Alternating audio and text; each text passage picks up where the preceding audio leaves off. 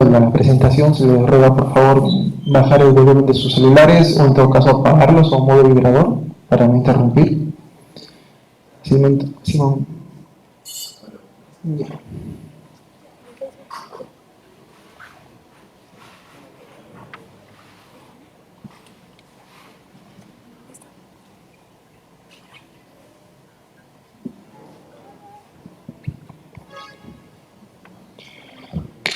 Señoras y señores, tengan una buena tarde. Hoy 13 de diciembre les damos la bienvenida a otro jueves científico, espacio que ofrece el Servicio Nacional de Meteorología y Hidrología del Perú con el objetivo de compartir información científica. En esta oportunidad contaremos con la participación del Dr. Ken Takahashi Ebara, presidente ejecutivo del CENAMI, quien abordará el tema El niño y el calentamiento global. Para ello le recibimos con fuertes aplausos para dar inicio a la exposición.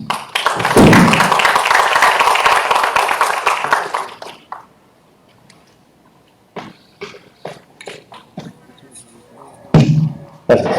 Buenas tardes a todos. La charla que voy a dar ahora resume un poco nuestro conocimiento actual sobre los efectos que puede tener el cambio climático sobre el niño, particularmente los extremos. El niño y la niña, donde la niña sería la fase fría, no va a tocar específicamente el tema del niño costero, que es un tema que todavía le falta mucha investigación por hacer, obviamente es importante para nosotros, pero lo que voy a hablar tiene que ver más que nada con lo que conocemos ahora como el niño oscilación sur. Ya voy a entrar en más detalles sobre eso más adelante. Entonces, como contexto para nosotros acá en Perú, aquí lo que estamos mostrando es dos series climáticas en la costa. Una es el caudal del río Piura promediado entre febrero y abril, que es normalmente la temporada de máximas avenidas, desde el año 1925 hasta el año pasado, si no me equivoco. Y tenemos acá en la parte de abajo la serie de temperaturas también promediada para los mismos meses más cálidos, también los meses más lluviosos, que corresponde a la estación en Puerto Chicama, en la costa de La Libertad. Ambos son en la costa norte del Perú. Y podemos ver que si bien la variabilidad, si las dos variables son totalmente diferentes, la variabilidad entre ellas es muy similar. Tenemos variaciones realmente muy grandes, particularmente si nos fijamos en los caudales, que puede llegar en algunos casos menores a, 10 metros cúbicos por segundo en promedio, y en años como el año 98 excedemos los 1.300 metros cúbicos por segundo, nuevamente en promedio, ni siquiera estamos hablando de los eventos puntuales de un día que pueden superar mucho más eso. Y lo que sí podemos ver también en la figura de abajo, que también la variación de la temperatura es muy grande, pudiendo llegar, digamos, de extremos por debajo de los 16 grados centígrados hasta casi 26 grados centígrados, entre año y año, todos en la misma temporada del año. Entonces esta variabilidad incluso en esta región es más grande que la misma variación entre invierno y verano. Entonces el niño en el Perú se manifiesta en los casos, llamémosle típicos, como el fenómeno del niño, como se le conoce desde que somos pequeños en colegio, es cuando ambas cosas se dan simultáneamente. Es decir, un calentamiento del mar junto con lluvias que pueden ser muy intensas en la costa norte. Por lo menos ese es el concepto que manejamos, pero no siempre se aplica, es decir, no siempre funciona de esa manera. Hay años como por ejemplo el 2008, que tuvimos un caudal bastante elevado, pero en realidad la costa de Perú estuvo normal hasta incluso más o menos fría. Entonces esa relación no siempre es exacta, y también hay años como este 41, donde si bien hubieron temperaturas altas, los caudales no fueron tan elevados como el año 25, que fue sustancialmente mayor. Entonces, nuevamente, ya cuando nosotros empezamos a definir el niño, ya hablando de un punto de vista más objetivo, operacional, tenemos que tener algún criterio que a veces va a ser arbitrario. Actualmente en el Perú se utiliza un índice basado exclusivamente en la temperatura de la superficie del mar, es decir, la variable de abajo. Digamos el índice del niño costero, ICEN. No es perfecto, pero es lo que estamos usando. Y no es perfecto particularmente si queremos ver el impacto en cuanto a lluvias o caudales, porque a veces hay falta esa relación, y eso es lo que nos pasó el año 2015. En el año 2015-16 tuvimos un calentamiento de la costa bastante sustancial, fue uno de los niños más grandes registrados a nivel mundial, pero sin embargo los caudales y las lluvias de la costa norte fueron bastante pequeños, digamos, bastante modestos. Entonces, bueno, ese es el antecedente para enseñarles cómo incluso para acá, para Perú, es confuso a veces qué cosa es, cómo se desarrolla el niño. Y lo que sí podemos ver en la figura de arriba, entonces, que los 4 eventos más grandes que hemos tenido en cuanto a caudales y también abajo viendo las temperaturas coincidentemente, son en los años 98, 83, 2017, que fue el año pasado, y el año 1925. Los 4 eventos más grandes en cuanto a los impactos que hemos tenido en la costa. Y estos son los patrones de temperatura del mar asociados a esos 4 eventos. Los 4, son las anomalías de la temperatura de la superficie del mar, es decir, la desviación de la temperatura con respecto a su promedio. Esto corresponde al mes de marzo, que normalmente es el centro de la temporada lluviosa en la costa norte. Y podemos ver entonces los colores rojos es donde la temperatura del mar estuvo por encima del promedio y azul por debajo. Y podemos ver 2 grandes tipos. Los del lado izquierdo, el año 83 y 98, correspondieron a lo que le llamamos el Niño global, por decirlo de alguna forma, en el sentido de que el calentamiento se extendió a prácticamente toda la línea ecuatorial, por lo menos desde la zona de la costa de Sudamérica hasta el Pacífico Central. En ambos casos fue muy similar, mientras que en el caso del año 1925 y 2017 ese calentamiento solamente se dio pegado a la costa, muy cerca de la costa, mientras que ya hacia el centro y pasa al oeste las condiciones estaban entre normales e incluso un poco frías. Entonces a ese tipo de evento ahora se le está empezando a llamar el Niño costero. Ahora, no es el año pasado no es la primera vez que ocurre. Obviamente, el año 1925, hace casi 100 años, tuvimos un evento muy parecido a lo que pasó el año pasado. Muy parecido. No solamente en este patrón que podemos ver en la pantalla, sino incluso si vemos el recuento de lo que aconteció a lo largo de la costa de Perú. Es decir, dónde llovió, cuándo llovió, qué ciudades fueron arrasadas, qué impactos tuvimos en cuanto a, por decirlo, huaicos de Chosica, el tifus en la costa norte en lugar del dengue que fue ahora. Todo fue muy parecido. Entonces, en cuanto al Niño costero, no es algo que no tenga precedente. Es más, el año 1891 aparentemente fue muy similar también, aunque no tenemos tanta información como para estos otros dos. Ahora, los eventos en Niño, de los cuales me voy a centrar ahora, son del tipo de la izquierda, los globales, los que están asociados a lo que llamamos el Niño oscilación sur. Para esto, me había faltado mencionar un detalle. Si nos fijamos en los mapas, digamos aquí en el mapa que dice 1925, tenemos que frente a la costa de Perú tenemos una cajita punteada, un rectángulo punteado. A esa región le llamamos el Niño 1+2. Y esa región es sobre la cual está basada el índice costero del Niño que se utiliza operacionalmente acá en el Perú por el ENFEN. Similarmente, en el Pacífico Central tenemos otro rectángulo más grande que está etiquetado como Niño 3.4. El Niño 3.4 es el índice que utilizamos nosotros para definir el niño o la niña en el Pacífico Central, operativamente. Ambas regiones son relevantes al Perú porque ambas nos afectan. En el caso del niño costero, o sea, el índice del niño costero, el niño 1+2, nos afecta directamente con las temperaturas de la costa y también con la posibilidad de lluvias intensas en la costa. Mientras que el calentamiento en el niño 3.4 lo que produce más bien es un efecto opuesto, en el sentido de que reduce las lluvias, principalmente en los Andes y en la Amazonía. Ambas regiones son relevantes para el Perú.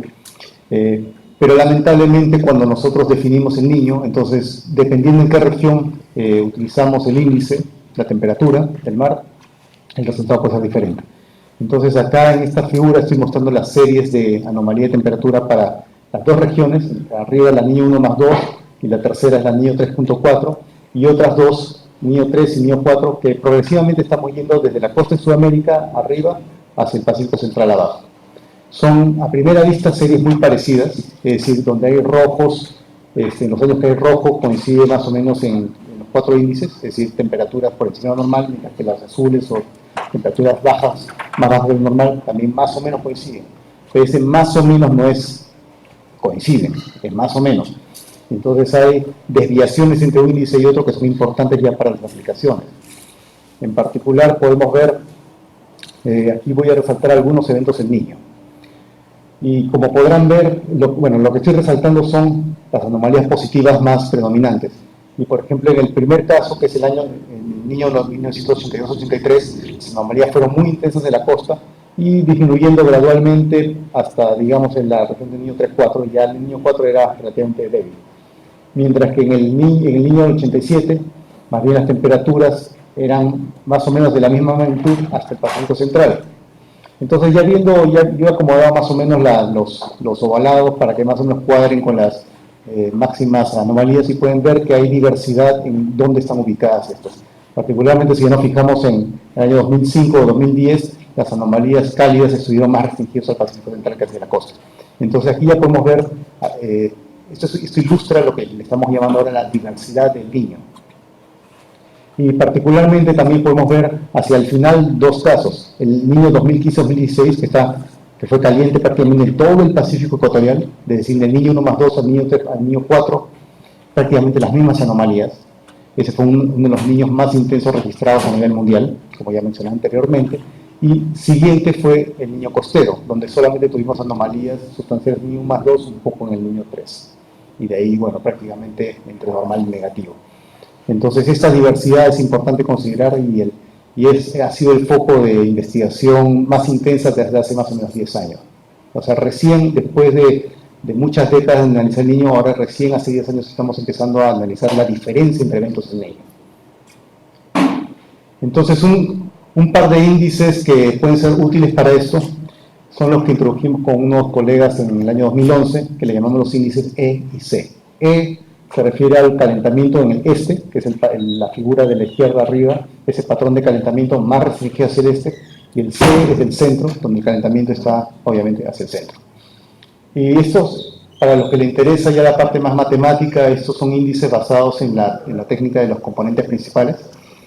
Es una técnica que permite estadísticamente identificar patrones y series que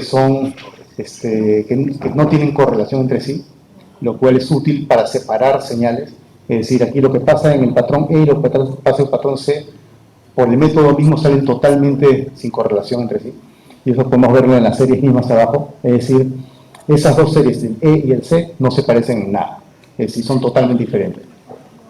En cambio, si regresamos al anterior, vemos el niño 1+2 y el niño 4, hay algunas similitudes. Es decir, hay algo de correlación entre esos dos índices, por más que están bastante separados. Entonces, los dos índices E y C nos reflejan más lo intrínseco a cada región.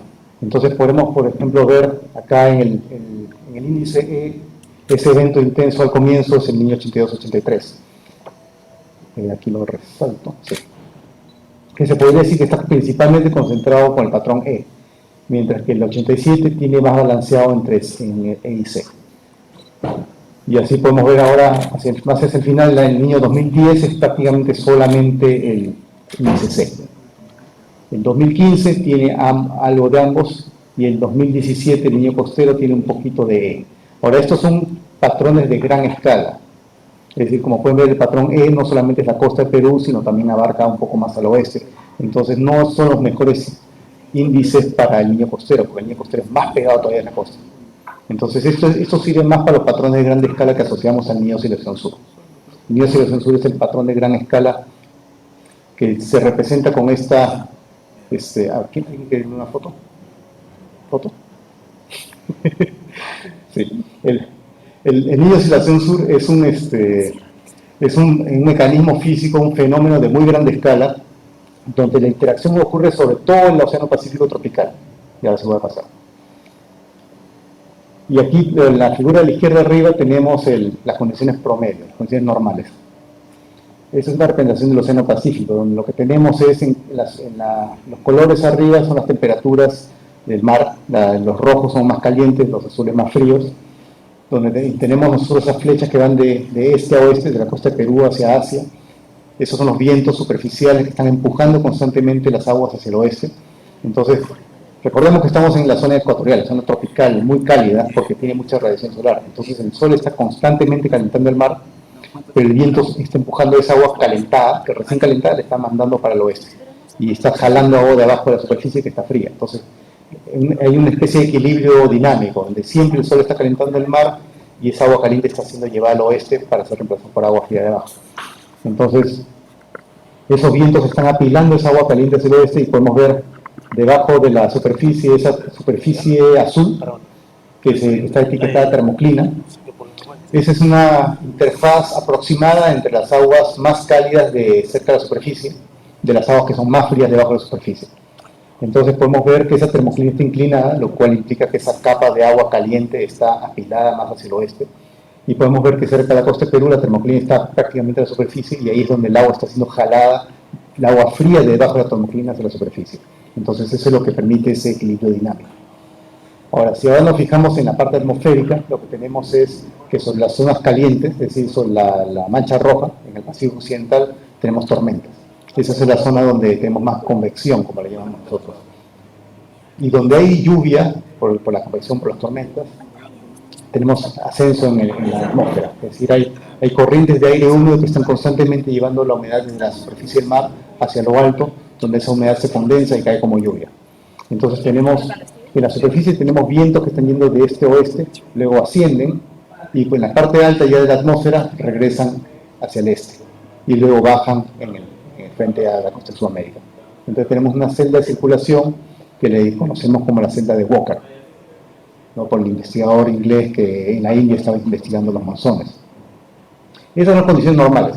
Ahora vemos entonces que con esa circulación de Walker los vientos se refuerzan, es decir, esos vientos que están manteniendo las temperaturas altas del mar en el oeste están siendo reforzados por el hecho de que la temperatura es más alta en el oeste.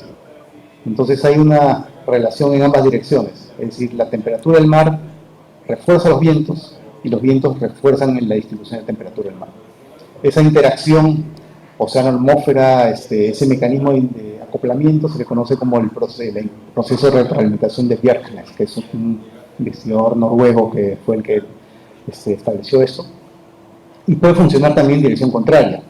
Es decir, si por alguna razón los vientos que están empujando las aguas calientes hacia el oeste se debilitaran, esa agua caliente puede volver un poco hacia el este, las tormentas van a seguir el agua caliente, las corrientes ascendentes en la atmósfera van a también seguir las tormentas, y más bien hacia el lado oeste de eso vamos a tener vientos del oeste que van a empujar más todavía las aguas calientes hacia el este. Entonces podemos llegar a una situación como la que está abajo a la derecha, donde esas aguas calientes ya se han desplazado hacia el oeste, hacia el centro, bueno, en este caso, pero incluso hasta la costa de Perú, la convección ha sido desplazada hacia el centro, los vientos, se han generado vientos del oeste hacia la zona del Pacífico Occidental, la termoclina se ha puesto más horizontal, es decir, que se ha chorreado, por decirlo de una manera, el agua caliente hacia la costa de Sudamérica. Entonces, esta es una representación del Niño de 1997-98, una situación bastante extrema. Ahora, para poder llegar de aquí a allá, de condiciones normales al Niño, todos estos pasos del mecanismo de retroalimentación que he mencionado tienen que darse. Es decir, cada elemento de la cadena tiene que darse. Entonces, cuando nosotros hacemos pronóstico del Niño oscilación sur, porque esto es el Niño oscilación sur, tenemos que monitorear cada una de esas piezas. Es decir, hay que ver los vientos en superficie, hay que ver la posición de la convección, hay que ver las anomalías de temperatura en la superficie, hay que ver la profundidad de la termoclina. Todo eso lo hacemos en seguimiento, y si algo no cuadra, entonces de repente no ocurre el Niño. Pero si todo está yendo en la misma dirección, ahí es donde, como en el año 2015, lanzamos el pronóstico diciendo que probablemente se ve un Niño como el del 97. No, todas las condiciones se están dando. Lo único que no se dio en 2015 fue que los vientos en la costa de Sudamérica estaban tan fuertes que mantuvieron la costa relativamente fresca. Entonces no se calentó tanto. Pero salvo por eso, el desarrollo del evento fue similar a este de acá. Y la ventaja para el pronóstico es que, como esta es una situación de muy gran escala, todo esto demora bastantes meses en ocurrir. Entonces nosotros podemos hacer seguimiento con bastante tranquilidad, ¿no? Por lo menos unos 6 meses. Ahora, la cosa ya no es tan sencilla cuando empezamos a ver la diversidad de los eventos. Hay eventos como mencioné, el 97-98, que fueron muy intensos en la costa de Sudamérica, y eventos como el 2010, que más bien se limitaron al calentamiento Pacífico Central. Y ahora se conoce que, o más bien se ha podido diferenciar que hay dos tipos de mecanismos asociados a cada calentamiento en cada región. En el caso del Pacífico Oriental, que es lo que ya hemos estado discutiendo, en el caso extremo tenemos entonces que toda esta masa de agua caliente básicamente se desplaza hacia el este, asociado al desplazamiento de la convección, a la profundización del termoclina y a los vientos del oeste. Ahora, el calentamiento en sí, si bien en los casos más extremos está asociado a un movimiento de aguas calientes de oeste a este, en la mayoría de eventos más bien lo que ocurre es que este mecanismo que trae las aguas frías de abajo, el afloramiento, se debilita. Y cuando se debilita el afloramiento, ya el sol calienta la superficie y ya no hay forma de deshacerse de esa agua caliente, porque sigue siendo reemplazada por agua caliente de abajo.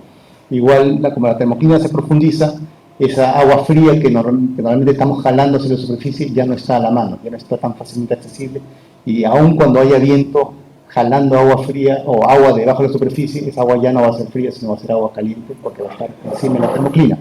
Entonces, en ese sentido, el principal mecanismo para el calentamiento del Pacífico Oriental es cuando la termoclina se profundiza. A diferencia del Pacífico Central, el Pacífico Central lo que tenemos más bien es que esa masa de agua caliente que está en el Pacífico Occidental, normalmente, se corre un poco hacia el oeste, hacia el este, perdón, hacia nosotros. Entonces, en ese caso, simplemente es un transporte de una masa de agua caliente de oeste a este.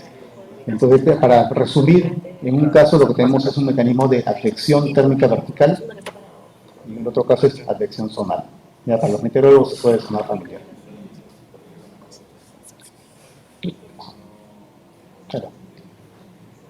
Bueno, ahora entrando al tema de calentamiento global. Ya eso les da un panorama acelerado de los mecanismos asociados al Niño, oscilación sur y su diversidad.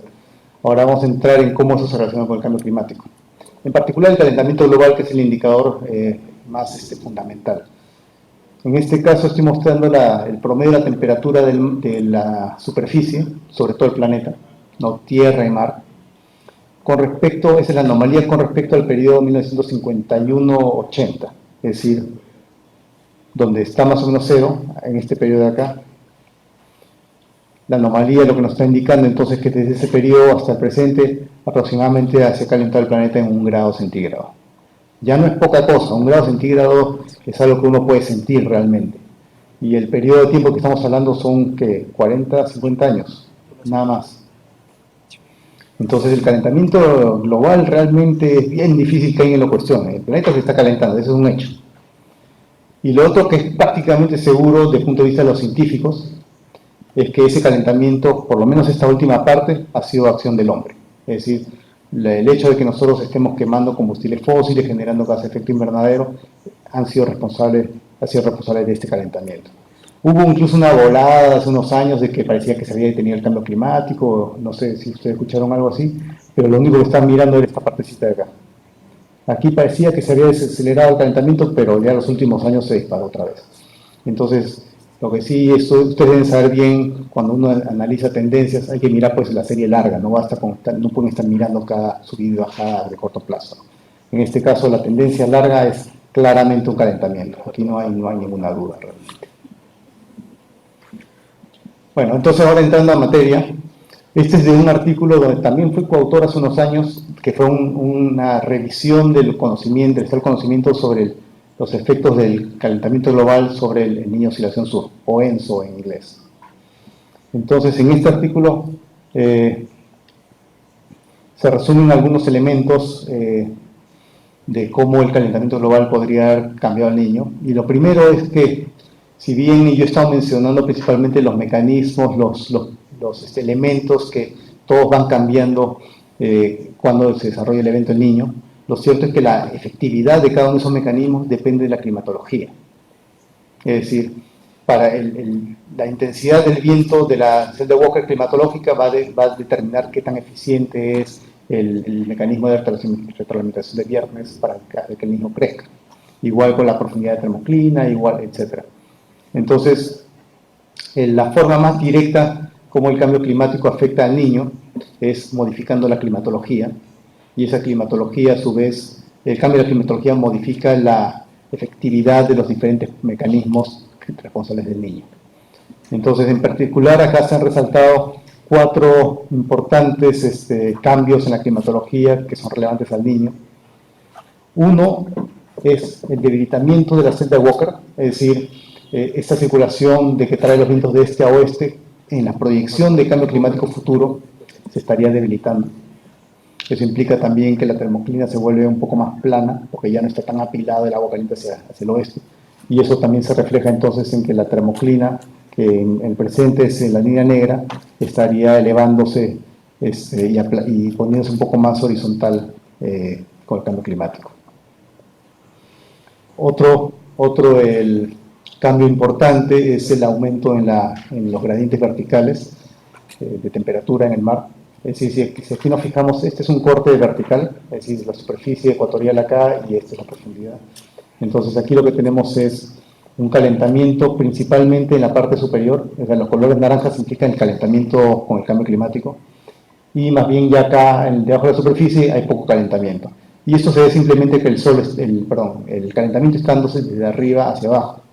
Es decir, los gases de efecto invernadero están atrapando radiación en la atmósfera y está calentando la superficie del mar. Entonces la parte profunda del mar va a demorar mucho más en calentarse.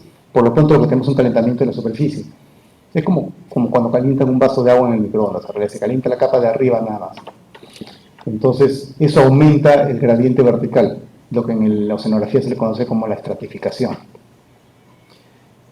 Otro efecto aparentemente importante es que en general con el calentamiento global los continentes se calientan más rápido que el mar por quizás dos grandes razones. Una es que el mar al calentarse puede evaporar el agua y eso la mantiene fresco, como cuando uno suda o transpira. Y el otro efecto es que el calentamiento en el mar se distribuye en una capa más o menos profunda, en este caso estamos ilustrando unos 100 metros, mientras que en el continente el suelo no conduce también el calor, así que el calentamiento es menos profundo. Entonces ambos hacen que el calentamiento del continente sea más intenso. Y aquí un efecto que se considera relevante es que la temperatura del continente acá en la zona de Oceanía sería mayor. Y eso tiene un efecto sobre todo cuando veamos el cambio en la Niña. Y otro cambio particularmente importante es que ahora si miramos el calentamiento de la superficie del mar espacialmente, hay un máximo calentamiento proyectado en la línea ecuatorial, acá en la zona del Pacífico Oriental, como si fuera el Niño en realidad. O sea, es decir, donde normalmente hay una lengua fría en la zona ecuatorial, ahí sería un calentamiento acelerado. Y eso tiene un efecto de reducir el gradiente meridional, es decir, entre norte y sur, de temperatura que normalmente va desde cálido al norte y sur del Ecuador hasta frío en la misma línea ecuatorial. Ese gradiente se debilitaría. Y eso es importante, sobre todo cuando veamos ahora el tema de las lluvias asociadas al Niño. Bueno, justamente hablando de ese tema del Niño, de las lluvias asociadas al Niño, esto es de un artículo que salió hace ya varios años, 2014, donde lo que se hizo un poco, diría marqueteramente, por decir una manera, se decidió definir al Niño como la lluvia que ocurría en el Pacífico Oriental. Es decir, lluvia extrema en el Pacífico Oriental. No la temperatura, sino la lluvia.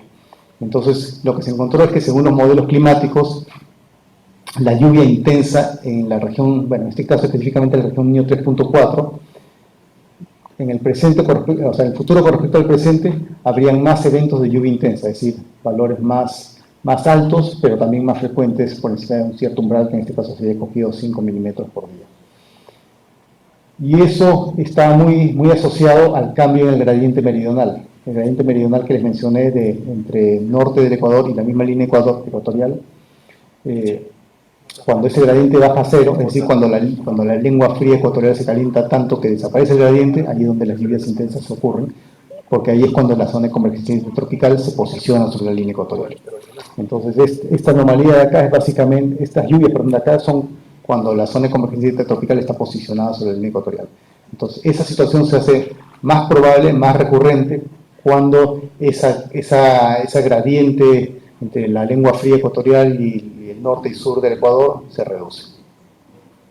Incluso aquí el cálculo es que las lluvias tipo 97-98 en esta región por lo menos serían un 75% más frecuentes. No, esto es bueno, es uno de los escenarios que ahorita no recuerdo exactamente cuál es. Y esta es una ilustración de ese mecanismo, ¿no? Donde en la figura de arriba tenemos las condiciones normales, donde en la azul sería una representación de dónde está la convección en condiciones normales, y en rojo sería durante el Niño extremo, y ahí vemos durante el Niño extremo está prácticamente posicionado en la línea ecuatorial, y en condiciones de cambio climático futuro, donde todo en general es más caliente, pero también el gradiente meridional es más débil. En ese caso ya la zona de convergencia tropical más fácilmente podría llegar a la línea ecuatorial. Además hay un efecto que, bueno, no se discute tanto acá, pero que ya era conocido de antes, que es que con el calentamiento global la atmósfera va a tener más humedad. Es decir, la humedad relativa no va a cambiar mucho, ¿ya? Pues ya es, digamos, del orden del 70%, por decir.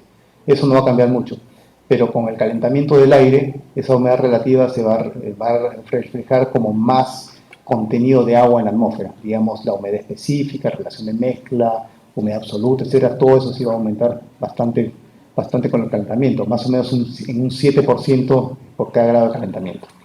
Entonces, asociado a ese aumento en la disponibilidad de agua, de moléculas de agua en la atmósfera, si quieren decirlo así, los eventos extremos de lluvia y de sequía podrían ser más pronunciados. Ese, en términos muy generales. Ese efecto aparentemente también se daría, también estaría contribuyendo a este aumento de lluvias. Ahora, otro efecto que también se ha encontrado, todo esto es en los modelos climáticos para esto. Quizás no enfaticé eso y estoy asumiendo que la mayoría sabe lo que es un modelo climático. Los modelos climáticos, para los que de repente no están familiarizados, es una representación matemática, numérica, de las ecuaciones de la física, de los océanos y la atmósfera, y bueno, de los bosques, etcétera, que son resueltas en forma aproximada usando computadoras, ¿no? Se hacen simulaciones.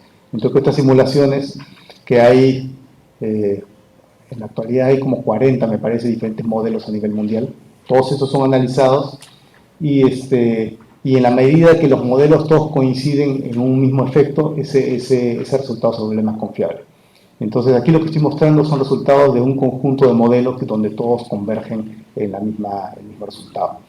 Entonces, aquí lo que estamos hablando es aumento ahora de la frecuencia de la niña extrema. La niña, recordarán, es la situación fría. Y cuando hablamos de la niña extrema, esa niña extrema normalmente se da más en el Pacífico Central. Es decir, el enfriamiento es más pronunciado en el Pacífico Central y no tanto en la costa de Perú. Pero esta niña extrema también puede tener impacto en el Perú porque puede hacer que las lluvias en los Andes y Amazonía sean mayores. Entonces, también, nuevamente, lo que se está encontrando es que ahora si nos fijamos en la anomalía de temperatura de la superficie del mar en la región del Niño 4, eso podría estar aumentando quizás desde el presente al futuro en un factor de 2, más o menos. Entonces, la frecuencia de niña extrema podría ser el doble, y eso podría afectar al Perú. No hemos hecho ese estudio todavía, es decir, no sabemos si debido a esto la frecuencia de eventos, por decir, de lluvias anómalas a nivel interanual puede aumentar también con el cambio climático en los Andes y Amazonía peruana. Pero a primera aproximación podríamos esperar eso y habría que verificar si en los mismos modelos se da. En este caso, la explicación que se está dando tiene que ver con el gradiente zonal de la temperatura superficial del mar promedio, que tiene que ver con ese calentamiento que les mencioné sobre la zona de la Oceanía continental versus el calentamiento que se daría en promedio ya en el Océano Occidental. No voy a detallar más en eso. Ahora, esos trabajos que les hemos mostrado han sido hasta hace unos 3 años, más o menos. Entonces, la Comunicación Nacional de Cambio Climático del Perú ante la Convención Marco de las Naciones Unidas para el Cambio Climático incluyó algo parecido a este diagrama que lo preparé para hablar de los efectos del cambio climático sobre el niño, más o menos resumiendo lo que les he indicado hace un rato. Entonces tenemos, bueno, y algunos puntos más que voy a mencionar ahorita. Uno es que con el aumento del nivel del mar en promedio, que ese es un efecto también directo del calentamiento global, el niño, sobre todo el niño de oscilación sur, durante su fase cálida, el niño, va a poder elevar aún más, porque durante el niño aumenta el nivel del mar hasta unos 20, 30 centímetros. Entonces esos aumentos van a ser mayores porque va a estar encima de un nivel del mar que ya de por sí va a ser mayor. Entonces es un efecto directo. Muy similarmente a eso tenemos el efecto del calentamiento promedio. Es decir, aun cuando las fluctuaciones de temperatura del niño o la niña no cambien en absoluto, el hecho de que el planeta esté caliente, más, digamos 1 grado, 2 grados más caliente, va a hacer que las temperaturas máximas alcanzadas durante el niño, por ejemplo en la costa norte, van a ser mayores. Es decir, si ahora, por decir, llega hasta 40, de repente en el futuro van a llegar a 42 grados durante el niño. Y el impacto de eso sobre la salud de la gente puede ser dramático. Y ahí sí no hay que hacer mayor ciencia, simplemente si el calentamiento global es tanto, el niño va a llevar tantos grados más. Entonces sobre eso sí tenemos que ir viendo, y justamente el efecto del cambio climático, más el niño, sobre la salud asociada a golpes de calor, es lo que podríamos trabajar también en ese ámbito. Luego ya les había mencionado el efecto de la mayor humedad atmosférica y también, bueno, el tema específicamente de ese gradiente meridional de temperatura del Pacífico Oriental que puede llevar a lluvias más intensas en la costa. Estaba abajo el aumento en la frecuencia de la niña en el Pacífico Central, que podría llevar a lluvias más intensas en los Andes, o años lluviosos más frecuentes en los Andes y Amazonía. Y algo que muchas veces se había discutido, que era si es que el niño, hablando en términos generales, si el patrón o frecuencia o intensidad del niño iba a cambiar. Formular de esa manera esa pregunta no tenía respuesta clara. Ahora vamos a lo que salió publicado ayer, que es el artículo que específicamente habla del aumento en la variabilidad del niño en el Pacífico Oriental con el cambio climático, con el calentamiento global. Aquí el tema ya no es la lluvia, sino la misma temperatura del mar. Entonces, bueno, esta es una figura bastante pesada, pero recordarán al comienzo que estaba hablando de los índices que necesitamos para poder describir la diversidad de eventos en niños y que habíamos introducido con unos colegas los índices E y C. Entonces, si uno grafica, digamos, para el verano, las anomalías del E y C, más o menos lo que vamos a tener es una cosa así. A lo largo del eje E vamos a tener algunos años como estos de aquí, que van a tener valores bastante altos, que serían el año 98, 83, 1877, 78 también califica acá. Vamos a tener otros años donde el calentamiento más bien es más con el índice C, por ejemplo el año 2010 estaría por acá, y también tenemos las niñas intensas que estarían más acá, asociadas también al índice C. Aquí lo interesante, lo relevante es que si ahora vemos en conjunto, hay una relación cuadrática aproximadamente entre los dos índices. Entonces esa curva de acá representa más o menos la relación que llamamos no lineal entre el niño y la niña. Y la curvatura de esto nos puede dar una métrica para ver si un modelo climático es adecuado o no para representar esta diversidad que nos interesa. Entonces, en la figura de acá abajo podemos ver un ejemplo de modelos buenos, o un modelo bueno, donde tiene esta representación, no esta curva. Y por otro lado, un modelo no tan bueno o malo, bueno, puesto acá donde prácticamente no hay esa relación. Entonces, de todos los modelos que se evaluaron, hay 17 que quedan seleccionados como buenos en el sentido que representan esta curvatura. Ahora, esta curvatura no necesariamente indica que los eventos, los patrones del niño y la niña van a ser idénticos en los diferentes modelos, porque cada modelo tiene sus propias características. Entonces, cuando uno calcula estos índices para diferentes modelos, uno puede tener que, por ejemplo, para el patrón asociado E, que recordarán es más que nada para el Pacífico Oriental, hay diversidad en los modelos. En un caso, un modelo tiene este patrón, en otro caso, el modelo tiene este patrón. Entonces, el patrón E no necesariamente es igual al de las observaciones, pero la relación entre el E y C, o en este caso, bueno, equivalentemente entre la componente principal 1 y 2, sí es parecida. Y ese es llamemos un truco que se ha usado en nuestro artículo, porque si hubiéramos simplemente fijado la temperatura en la región, digamos, niño más 2, posiblemente diferentes modelos no hubieran tenido un resultado robusto.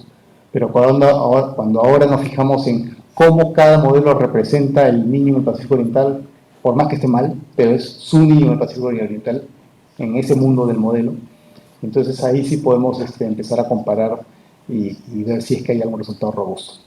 Entonces, con eso, bueno, saltando a la siguiente, lo que se encuentra es que si nos fijamos simplemente en la variabilidad medida como la desviación estándar del índice E, es decir, de año en año, ¿cuánto varía eso?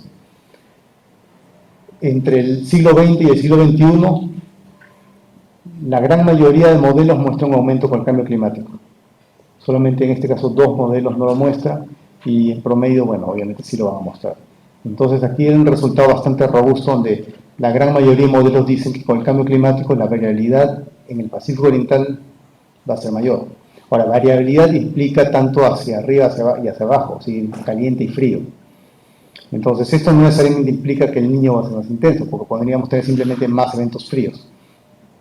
Pero ya ahora, si calculamos la frecuencia del niño en sí, y esos son los niños más extremos, que para propósito de la clasificación se tomó cuando el índice E excedía 1.5. En ese caso, también encontramos que la mayoría de modelos indican un aumento, aunque ya no en forma tan robusta como en el caso anterior. Es decir, en este caso, 13 de 17 modelos muestran un aumento. Ahora, pueden ver también que hay modelos que tienen muchos eventos, estos son número de eventos por siglo, es decir, en este caso más de 15 eventos por siglo, y hay modelos donde había que, digamos, un evento por siglo nada más. pero que el aumento es mucho mayor. Entonces hay también bastante diversidad entre modelos sobre cómo se están dando esos eventos del niño. Hay, como mencioné, hay modelos donde el niño extremo se da a cada rato, entonces ya no es extraordinario, simplemente es extremo. Y hay modelos donde sí, como este de acá, donde es muy poco lo que ocurre en el presente o en el siglo XX, pero con el cambio climático aumentaría muchísimo la frecuencia. Ahora, no sabemos cuál de todos estos modelos es el correcto. Simplemente, por más que nosotros podamos decir, bueno, pues este modelo representa mejor eso y este modelo representa mejor lo otro, no podemos evaluar el cambio climático en el modelo porque no tenemos con qué contrastar el cambio climático hasta que ocurra. Entonces, por lo pronto, lo más saludable o la mejor referencia que tenemos es el promedio de los modelos, que es esta última de acá, donde muestra que el aumento sería del orden de un 47% en la frecuencia de eventos en niños extremos en el Pacífico Oriental. Y nuevamente, sí estamos hablando de un calentamiento del mar durante el Niño. Y esto ya podríamos esperar nosotros que pueda estar asociado a lluvias extremas en la costa norte, aunque este estudio en sí no nos muestra eso. Y bueno, la razón, ya un poco para terminar, por la cual se estaría dando este aumento en la variabilidad en el Pacífico Oriental, es que, como les mencioné, la termoclina con el calentamiento en promedio se estaría levantando y la estratificación o el gradiente vertical de la temperatura también estaría aumentando. Eso hace que la influencia del viento, que digamos, empuja la superficie arrastrando, y eso es lo que mueve las aguas calientes y frías, ese efecto estaría más restringido a la superficie debido a esta mayor estratificación. Es como decir, es más estabilidad, por decir, más estabilidad en el océano. Entonces, si el viento actúa así, ese efecto va a quedarse más restringido a la superficie y por lo mismo va a estar más concentrado el efecto en esa capa superficial y va a hacer que estas anomalías de viento asociadas al ENSO sea más eficiente en el Pacífico Oriental, que es donde la termoclina estaría más somera.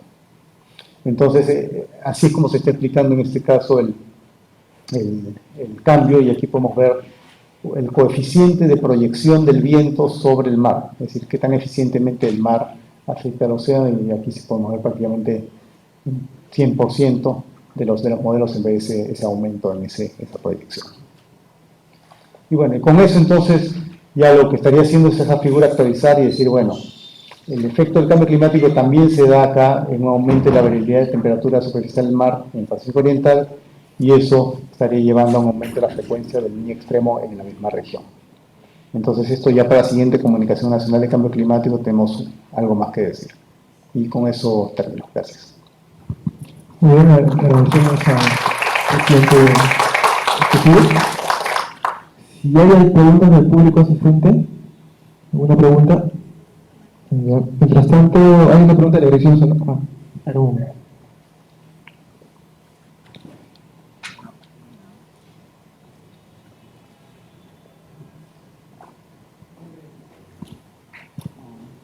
Bueno, yo soy Eric. Quería preguntar más que todo acerca de, en toda esta visión que ha tenido de los modelos, sin de huracanes o otro tipo de fenómenos que no ocurren acá y por motivos de calentamiento de la TCM se han podido formar, ¿no? Quería saber si en ese estudio, en la visión de todos los modelos que ha observado, si ha ocurrido algo así. Ya. Ahora, algo que hay que considerar, el enfoque que está tomando en este tipo de estudios es de tomar un gran conjunto de modelos y enfocarse en algo particular. Rara es la persona que se pone a mirar todo lo que pasa en un modelo, porque hay mucha información que hay que manejar. Entonces, a menos de que alguien haya buscado ese efecto, no lo va a ver. Entonces, en este caso también, esto quizás uno podría pensar, debería haberse visto antes, debería haberse notado antes. Sobre todo hay modelos de cambios dramáticos, pero si uno no lo busca, no lo va a encontrar, porque es una base de datos muy grande. Entonces, en ese sentido, yo no sé si es que alguien ha buscado huracanes, digamos, por decir, frente a la costa de Perú. Lo dudo, porque los modelos no tienen suficiente resolución espacial para generar huracanes en primer lugar. Pero, digamos, podríamos ampliar la pregunta y decir, bueno, lluvias muy intensas frente a la costa de Perú, o sea, tan intensas como la asociación de huracanes. En cierta forma es lo que se dio en el estudio de 2014 con las lluvias en el Pacífico Ecuatorial, pero frente a Perú en sí mismo no sé si, no creo que alguien lo haya mirado. Posiblemente sí. Y otro punto que hay que considerar también, que no he mencionado, pero que sí es importante, es que en nuestra región, el Pacífico Oriental, frente a la costa de Sudamérica en particular, los modelos en general no son muy buenos. No son muy buenos porque en promedio, en condiciones actuales, son muy calientes, el mar es muy caliente en los modelos, es casi como un niño permanente, y es muy lluvioso. Tanto así que en promedio creo que para Lima es como 1 metro de lluvia al año.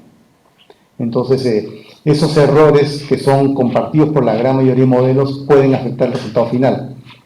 Entonces, en ese sentido, hay que tomar con cuidado el resultado. Y en este caso, el último estudio, como se está considerando ya un patrón de gran escala con mecanismos que más o menos conocemos bien, hay un poco mayor confianza en que los modelos están representando este efecto bien. Por otro lado, como ya les mostré,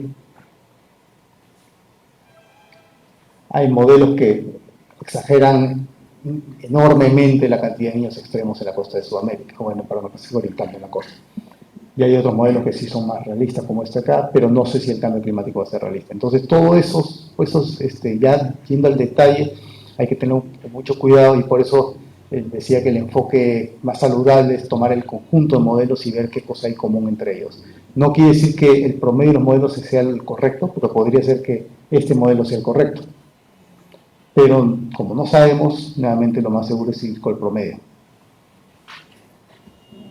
No, pero, no sé si al inicio de repente aquí lo mencionaste, yo llegué a la mitad de la exposición. Cuando se habla de frecuencia del niño, ¿se refiere al niño como evento, entendiéndolo como un acoplamiento de introducción de la atmósfera o solamente a las anomalías de TCM? En este caso, el indicador específicamente que se está manejando es el índice E. El índice E es una medida del patrón de calentamiento de la superficie del mar en el Pacífico Oriental.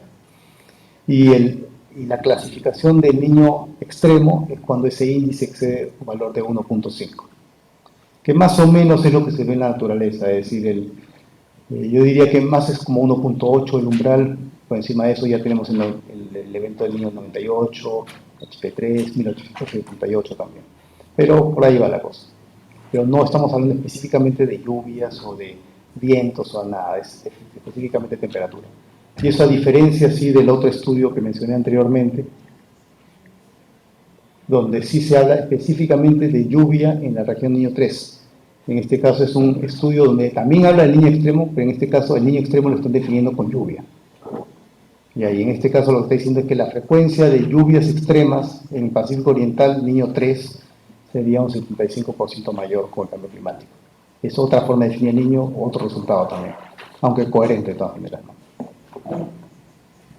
hay una pregunta de la Dirección Zonal de Arequipa, dice, ¿cómo puede estar afectando la IPO, Oscilación Interdecadal del Pacífico, de los eventos de niño en el Perú?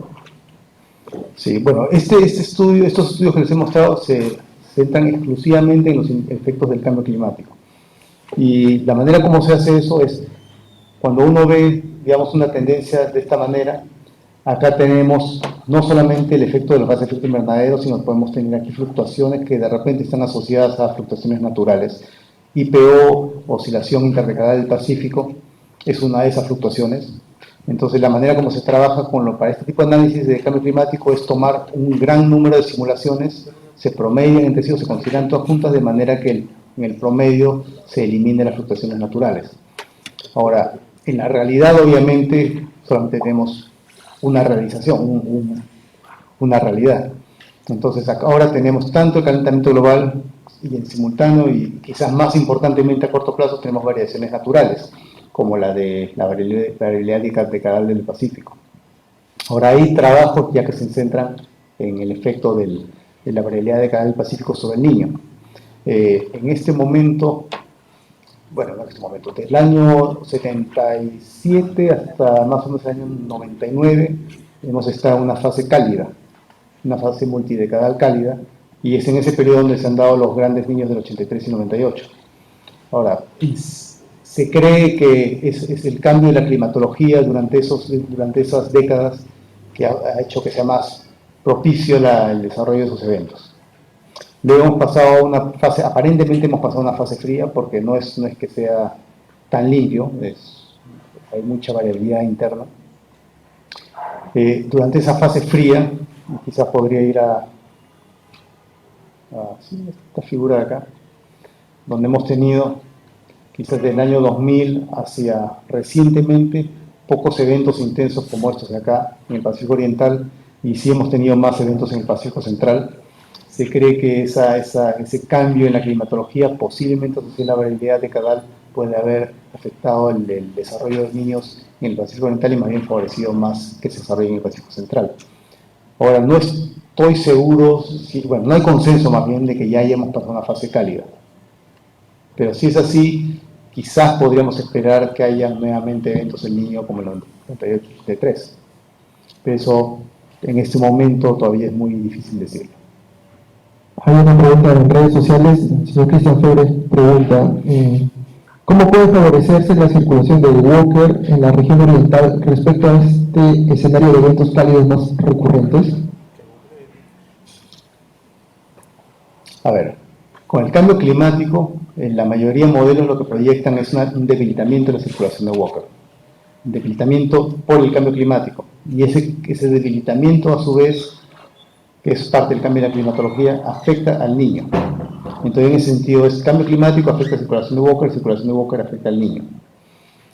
Otra posibilidad también, y es algo que todavía es tema de investigación, es si por alguna razón fortuita ocurrieran más eventos en niños. O si simplemente por pura casualidad se te ocurrió que en un periodo de 20 años ocurrieron 3 eventos muy intensos, el promedio de ese periodo va a ser diferente por la presencia de esos niños. Entonces, aun cuando no había nada que hubiera podido favorecer a que esos niños sean más frecuentes en la climatología, el solo hecho de que hayan ocurrido 3 niños que son muy intensos en el Pacífico Oriental, el promedio sería más cálido. Entonces, en ese sentido, es como que el niño afecta a la climatología, pero es un efecto matemático, pero no físico. Entonces, en ese sentido, si tenemos más eventos en niños extremos, el promedio de la circulación de Walker sería más débil. Eso todavía es un tema bastante discutido, sobre todo en el contexto de la variabilidad decadal, porque hay algunos que piensan que la variabilidad decadal del Pacífico es simplemente el promedio de niños. O sea, que ocurren por pura suerte, ocurran varios niños en un periodo y hay otro periodo donde no ocurren niños, como lo que acabo de decir justo ahora, y que más bien es al revés. La frecuencia en los niños es lo que te da la variabilidad decadal, no al revés. Entonces, esto todavía es un tema un poco controversial. ¿Alguna otra duda o pregunta del público? Bien, entonces agradecemos al presidente ejecutivo, doctor Kenta Kasashi, por la exposición de este día. Gracias. Les damos fuertes aplausos.